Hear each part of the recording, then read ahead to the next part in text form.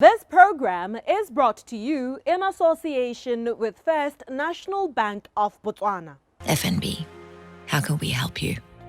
Welcome to First Issues. The world is progressing rapidly, bringing fresh, more innovative ways to live life more conveniently. These progressions have introduced to the world technology, where we do not need to walk into a bank branch to make certain transactions, or only limiting seeing our loved ones in person as we have video calls now, or just simply talking to people from all over the world at just a touch of a button.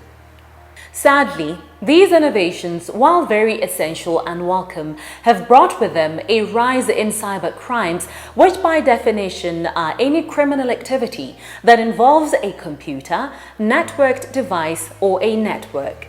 Search Security says while most cyber crimes are carried out to generate profit for cyber criminals, some cyber crimes are carried out against computers or devices directly to damage or disable them, while others use computers or networks to spread illegal information, images, and other material.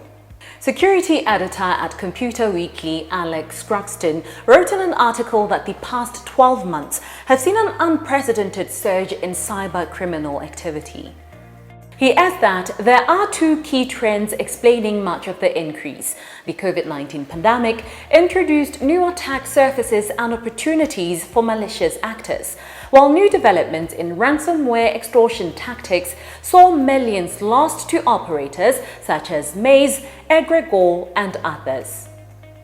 As a consumer of digital innovation, how then can you protect yourself against cyber criminals? Legal advisor at the First National Bank of Botswana, Aunesi Binanyani, and fraud investigations manager at the same bank, Kagiso Patrick, join us this evening on the program.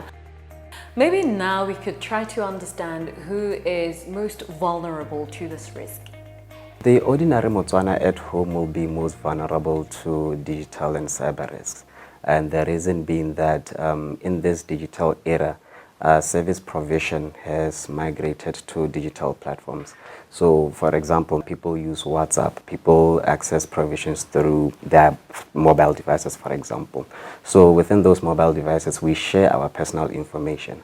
My personal information be my name, be my ID, be my contact details, be my account number, for example. So all that information is in those platforms, and it can be accessed by third parties, or it can be accessed by fraudsters. So it's very important that at all times we make sure that that information is protected. Kagiso, if you can briefly share with us how this affects the ordinary customer. It affects the ordinary customer in a lot of ways. For example, when you're looking at trade and how people are trading and businesses are trading, more especially during the COVID-19 era, where there are certain restrictions placed on movement of people, and therefore people have to, go into online shopping platforms to do their shopping. So, they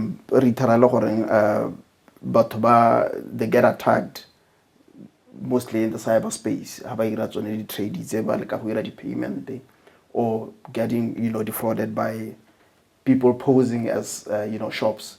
What we call fake online shops. And however, like during the COVID era, but to set up kind of criminals, not about criminals, but set up fake shops, fake online shops.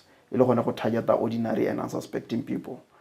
How it's an internet or robot shop, what we tell them shopping criminal. Just reflecting on how much personal information we give out, on various social media platforms, and even now to some organizations, for purposes of COVID-19 compliance. What would you advise organizations to do to protect clients' personal data? Kagiso. Yeah, I think you have put it, quite correctly.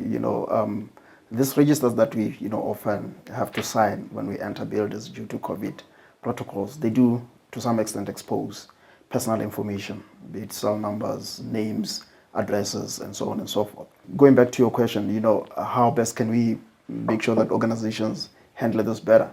I mean, we are in an era of, fourth industrial revolution. We're just, getting started into that. I think digitization is one option and one opportunity that is out there, for organizations to, digitize this, register so that at least there's some layer of security in terms of, protecting customer information. But what more if, say, I'm not technologically savvy, right? How do I know that I'm protected, especially when the law is concerned? Yes, in fact there is. I think in the past 7 or so years, our parliament has been very sort of active in terms of, coming up with laws that seek to protect customer information and that seek to protect, the way in which an ordinary Motswana enters into services with organizations or with businesses.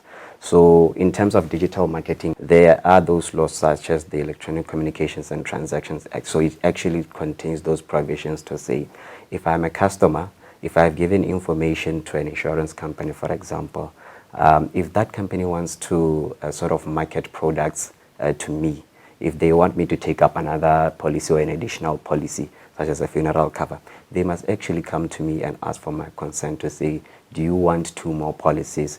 Do you want us to sort of sell you these 2 more policies? And you are well within your rights to say, no, I don't want to take up those policies. And if they continue to send you those messages, while you have made it explicitly clear that you don't want to be receiving that sort of communication, then there are those bodies that have been created, which we call regulatory bodies, which you can sort of raise your complaint to them to say, these people are they're constantly bombarding me with marketing information, even though I have told them that I don't want to receive that sort of information. That's one aspect of the digital marketing part.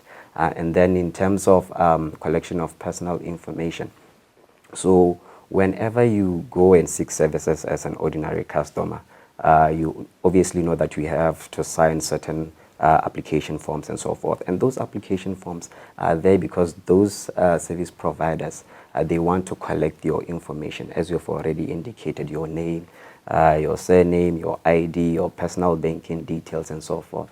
And the reason why they want to do that is because they want to sort of use that information for 1, for digital marketing, and 2, for sort of providing you with those services. But it is always important to make sure that you understand the type of information that is being requested from you from these organizations. And if you are not sure, just ask, because those people are there to assist you. So ask them, why do you require my banking details?